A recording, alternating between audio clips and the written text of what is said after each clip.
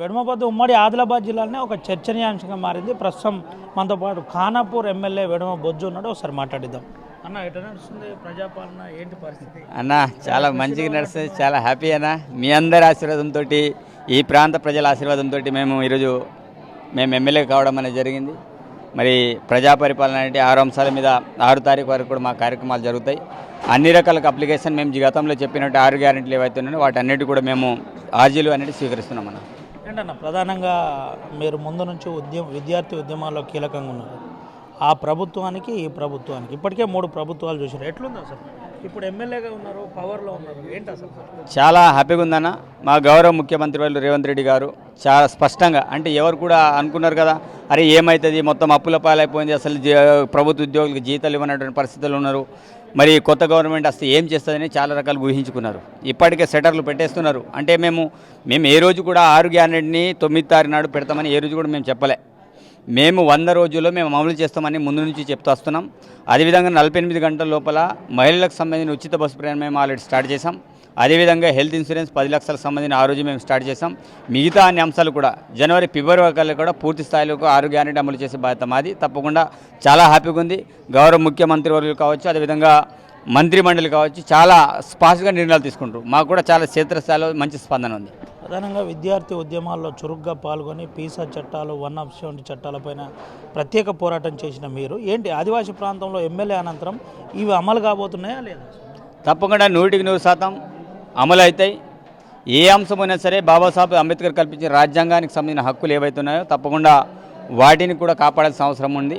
కాబట్టి ఆ ప్రాంతానికి సంబంధించిన సమస్యలు ఏవైతే ఉన్నాయో ప్రత్యామ్నాయ మార్గాలు అంటే చాలా రకాలుగా ఉన్నాయి. ఈరోజు 170 చట్టానికి సంబంధించిన అంశం కావచ్చు, ఇంకా ఫారెస్ట్ సంబంధించిన అంశం కావచ్చు, ఇంకే అంశమైనా సరే ప్రత్యామ్నాయ మార్గాలు అంటే చాలా ఉంటాయి.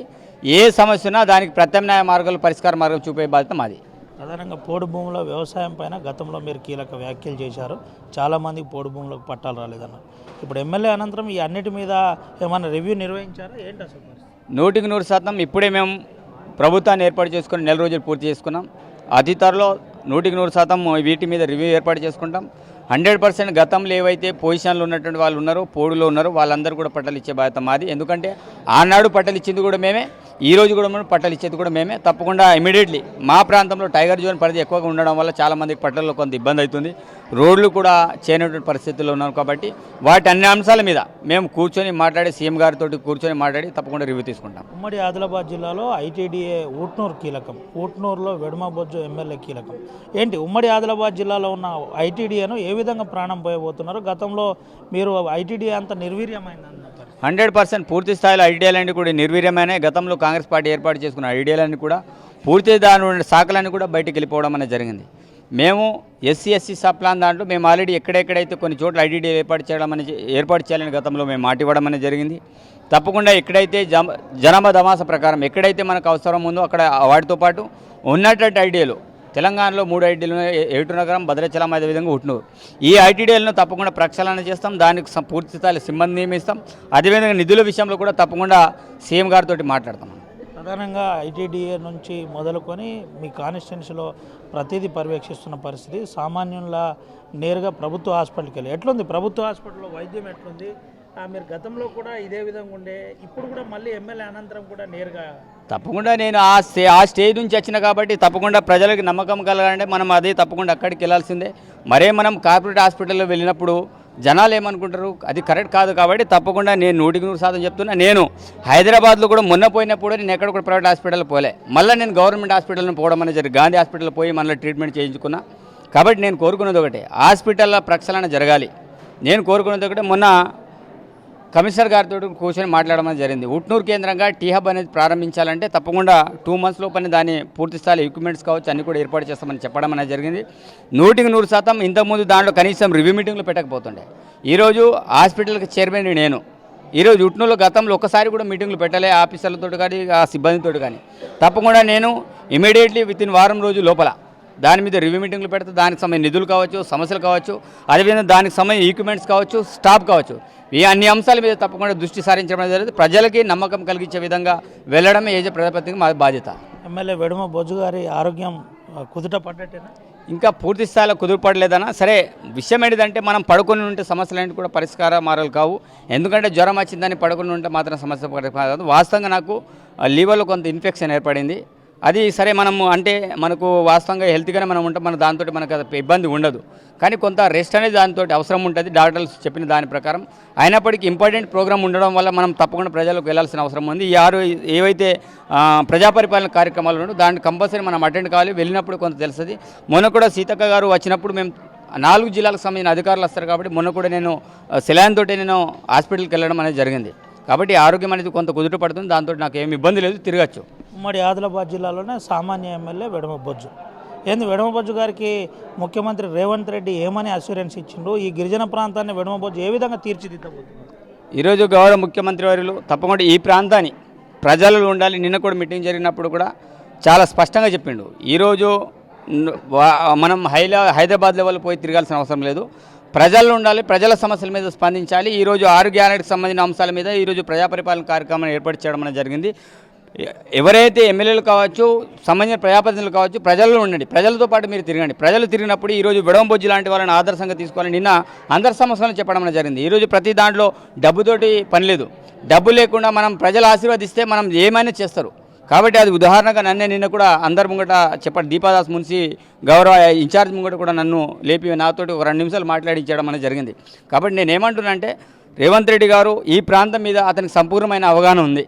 ఈరోజు కడెం ప్రాజెక్ట్ కావచ్చు, సదర్మట్ కావచ్చు, అదేవిధంగా కవ్వల్ టైగర్ జోన్ కావచ్చు, ఏజెన్సీ ప్రాంతానికి సంబంధించిన సమస్యలు కావచ్చు. ఉమ్మడి ఆదిలాబాద్ జిల్లా అంటేనే విద్యా, వైద్య, వ్యవసాయ పరంగా చాలా వెనుకబడిన ప్రాంతం. ఎందుకంటే ఈ ప్రాంతంలో ఇరిగేషన్ ఎక్కడ కూడా లేదు. కాబట్టి ఉన్నటువంటి ప్రాజెక్టులన్నీ తప్పకుండా పునరుద్ధరించాలి. అదేవిధంగా ఎడ్యుకేషన్ పర్పస్లో కొంత డెవలప్మెంట్ చేయాలి. వైద్యపరంగా ఏదైతే సూపర్ స్పెషాలిటీ హాస్పిటల్లో ఆదిలాబాద్లో కట్టారు, ఇప్పటికి సంబంధించిన అక్కడ మనం కోట్లు వేచించి డబ్బులు ఖర్చు పెట్టారు, కానీ ఎక్కడికి సిబ్బంది నియమించలేదు. ఈ అంశాలన్నీ కూడా వాళ్ళ దృష్టికి తీసుకెళ్లడం అనేది జరిగింది. తప్పకుండా వీటి మీద కూడా రివ్యూ అవుతుంది. తప్పకుండా సిబ్బందిని కూడా పూర్తిస్థాయి నియమించడం అనేది జరుగుతుంది. ఎట్లుండబోతుంది వెడమ బొజ్జు పాలన ఈ నియోజకవర్గంలో? పాత తరహానే ఉంటుందా? విద్యార్థి నాయకుని దశలనే ఈసారి కూడా అదే విధంగా ఉండబోతుందా? ప్రతి గడపను వెడమ బొజ్జు టచ్ చేయబోతుందా? లేదంటే 100% విడమ బొజ్జు అనేవాడు పడుకుని ఉండే వ్యక్తి కాదు. జ్వరం వచ్చినా ఇంకేం వచ్చినా తప్పకుండా ప్రజల్లో వెళ్ళేటువంటి వ్యక్తిని, నేను ఇంటికాడ ఉండే వ్యక్తిని కాదు. ముందు నుంచి సర్వీస్ మోటో నాది. ప్రజలకు సేవ చేయాలి, వాళ్ళ సమస్యలను తెలుసుకోవాలి, ఆ సమస్యలను ఎట్లా పరిష్కారం చేయాలో అది నేను ఆలోచిస్తున్నా. ఇంకొకటి, అధికారులను కూడా చాలా స్పష్టంగా సూచనలు చేస్తున్నా. మొన్న జిల్లా పరిషత్లో కూడా చాలా ఓపెన్గా నేను మాట్లాడడం అనేది జరిగింది. ఏదైనా అధికారులు అనేవారు అవుతుందంటే అవుతుందనాలి, కాదంటే కాదనాలి. ఎస్ ఆర్ నో, 2 అంశాలు. దీంట్లో మళ్ళా వీళ్ళ చుట్టూ మీకు నష్టపరిహారం వస్తుంది, రేపు ఇవాళ అవుతుంది, రేపు అవన్నీ నా దగ్గర కుదిరాయి. నా జ్యూరిడిక్షన్లో అయితే మాత్రం చాలా స్పష్టంగా ఎంఆర్ఓలు కావచ్చు, ఎంపీడీలకు సంబంధిత అధికారులు అందరికీ నేను ఇన్స్ట్రక్షన్ చెప్పడం జరిగింది. పని అయితేనే అవుతుందని చెప్పండి, కాదంటే కాదని చెప్పండి. మీ వెంట 10 సార్లు చుట్టూ తిరగాల్సిన అవసరం లేదు. ఎందుకంటే ఆ విషయం ఎందుకు చెప్తున్నా అంటే, పోయినసారి వర్షాల ద్వారా పంటలన్నీ కూడా నష్టపోయినాయి. వీళ్ళు వచ్చిపోయి అగ్రికల్చర్ వాళ్ళు మొత్తం సర్వేలు చేశారు. ఎవరికైనా నష్టపరిహారం ఇచ్చారంటే రూపాయి కూడా ఇవ్వలే. పోయినసారి ఇవ్వలే, ఈసారి కూడా ఇవ్వలే. కానీ వీళ్ళు ఏమన్నా నమ్ముకుని పోతారు, మాకు నష్టపరిహారం వస్తుంది, గవర్నమెంట్ డబ్బులు ఇస్తుందని వీళ్ళు పోతారు. అదే నేను ఓపెన్గా జిల్లా పరిషత్ దాంట్లో ఓపెన్గా మాట్లాడిన, ఇస్తుందా కాదా? కాదు సార్. మరి ఎందుకు ఆ విషయం ఎందుకు చెప్తలేరు రైతులకి? అందుకే నేను కోరుకున్నది ఒకటే, ఎవరైనా సరే, అధికారులు అయినా సరే, ఉన్నటువంటి ప్రజాప్రతినిధులు అయినా సరే, ఉన్న వాస్తవాలే చెప్పాలి, అబద్ధాలు చెప్పాల్సిన అవసరం లేదు. అదే రకంగా నేను ముందుకెళ్ళాను. ఎవరైనా లంచం తీసుకుంటే ఊరుకునేది లేదు, చాలా సీరియస్ ఉంటుందని మీరు ప్రజాపాలనలో చెప్తున్నారు. 100% లంచం విషయంలో నో కాంప్రమైజ్, నో కమిషన్ అనేది నా కాన్సిల్ ఎక్కడ కూడా జరిగినాయి. ఇంతకుముందు చాలామంది ఎమ్మెల్యేల మీద చాలా రకాల 100 రకాలుగా ఆరోపణలు వచ్చినాయి. చిన్న కాంట్రాక్టర్ కూడా కమిషన్లు తీసుకోవడం, అదేవిధంగా ఇష్ట రీతిన వాళ్ళని ఇబ్బందులు గురి చేయడం, చిన్న ఏదైనా హెల్త్ సమస్య ఉన్న వాళ్ళ దగ్గర కూడా డబ్బులు తీసుకోవడం, అదేవిధంగా ఏంటిది మన దళితులకు ఇచ్చేటువంటి దళిత బంధువులకు కూడా డబ్బులు తీసుకోవడం నా దగ్గర నడవై. నేను ఒకటే చెప్తున్నా, రైతులందరినీ కూడా, ప్రజలందరూ కూడా లీడర్ని పడకండి, మధ్య దళారిని ఎవరు కూడా పడకండి. డైరెక్ట్ ఎమ్మెల్యేతో అప్రోచ్మెంట్ కావాలి. డైరెక్ట్ ఎమ్మెల్యేకి ఏ సమస్య ఉంటే ఎమ్మెల్యేకి ఫోన్ చేయండి. తప్పకుండా సరే అక్కడ లోకల్ లీడర్కి ప్రయారిటీ ఇస్తా. తప్పకుండా వాళ్ళు ఫోన్ చేసినప్పుడు పలానా మల్లేసినో లేకపోతే ఎవరినో ఇంకొకటి కలవని చెప్తా. సంబంధించిన మా లీడర్లను వాళ్ళని గౌరవిస్తూనే వాళ్ళ చేయిస్తా. బట్ ఏ సమస్య ఉన్నా మన దృష్టికి అయితే రావాలి. నాకు తెలియకుండా ఏ పనులు కూడా జరిగాయి. రైతు బంధు 9 తారీఖు రోజే వేస్తానన్న ముఖ్యమంత్రి ఎవరు చెప్పినని ఎమ్మెల్యే వెడమ బొజ్జు చెబుతున్నారు. ఏంటి దీన్ని ముఖ్యమంత్రిని సమర్థిస్తున్నారా లేదంటే ఈ రోజు ఏ రోజు కూడా ముఖ్యమంత్రి చెప్పలేదు, ఎవరు కూడా చెప్పలేదన్న. రైతు బంధు విషయంలో కొన్ని చర్చలు జరుగుతున్నాయి. తప్పకుండా మేము వేస్తామని చెప్తున్నాం. మేము కూడా ఇప్పుడు నేను చెప్తున్నాం రైతు బంధు వేస్తామనే చెప్తా. కానీ వేస్తామనగానే రేపు వేస్తాడని చాలా రకాలుగా దాన్ని వక్రీకరించి అనేక రకాలుగా చేస్తున్నారు. ఈరోజు రైతు బంధు అనేది ఎటో పారిపోయిన దొరలకు రైతు బంధు వస్తుంది. ఈ ప్రాంతంలో పొజిషన్లు ఉంటే వాళ్ళకి రైతు బంధు వస్తలేదు. గతంలో చాలామందికి పట్టాలు కాలేదు, పట్టాలు కానట్టు వాళ్ళు ఈరోజు పొజిషన్లో వాళ్ళు ఉన్నారు. పట్ట ఎవరికి అయిపోయింది అట్లాంటి వాళ్ళకి అది వేల కొలది ఎకరాల నుండి రవీంద్రరావు దొరల ఇట్లాంటి దొరల కోసం రైతు బంధు వచ్చింది. మేమేమనుకుంటాం, ప్రభుత్వం ఆలోచిస్తుంది ఇట్లాంటి దొరలకు రైతు బంధు ఇవ్వాలా వద్దా. అదేవిధంగా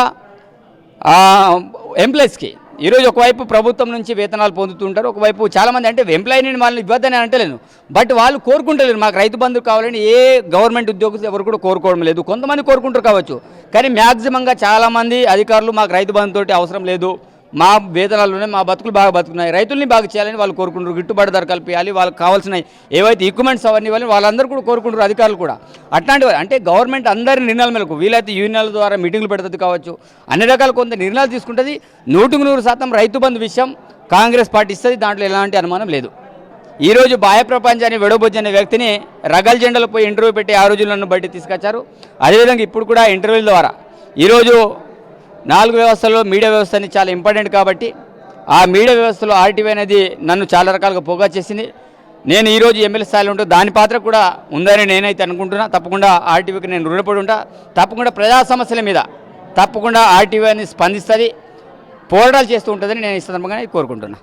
ఇది పరిస్థితి. ప్రధానంగా వెడుమ బొజ్జు నేరుగా ప్రజల పక్షాన్ని ఉంటాడు, ప్రజలతోటే ఉంటాడు. ముఖ్యంగా లంచం లాంటిది ఎట్టి పరిస్థితిలో ఆ ఎమ్మెల్యే వెడుమ బొజ్జు ఉపేక్షించే పరిస్థితి ఉండదని చెబుతున్న పరిస్థితి కనబడుతుంది. ప్రధానంగా ప్రజాపాలన ప్రజలకు అందుబాటులో ఉంటుంది. ముఖ్యమంత్రి రేవంత్ రెడ్డి సహాయ సహకారాలు ఈ కాన్స్టిట్యున్సీలో ఉంది. ముఖ్యంగా ఈ కాన్స్టిట్యున్సీలో జరుగుతుంది ప్రతిదీ కూడా ఎప్పటికప్పుడు మినిట్ టు మినిట్ నేను వాచ్ చేస్తున్న పరిస్థితి కనబడుతుందని చెబుతున్న పరిస్థితి కనబడుతుంది. అదేవిధంగా ప్రజాపాలనలో భాగంగానే నేను నేరుగా ప్రభుత్వాలకు సంబంధించిన అధికారులకు కూడా హెచ్చరిస్తున్నాను. ఎట్టి పరిస్థితుల్లో లంచం తీసుకుంటే ఊకునేది లేదు, లంచం కాకుండా జరిగింది ఉన్నది ఉన్నట్టు చెప్పాలని నేను చెప్పానని, ఇప్పటికే రివ్యూ మీటింగ్లు కూడా నిర్వహించానని చెబుతున్న పరిస్థితి. ముఖ్యంగా విద్యా వైద్యం మీద వెడుమ బొజ్జు ఎమ్మెల్యే నేరుగా ప్రత్యేక శ్రద్ధ పెట్టిన పరిస్థితి కనబడుతుంది.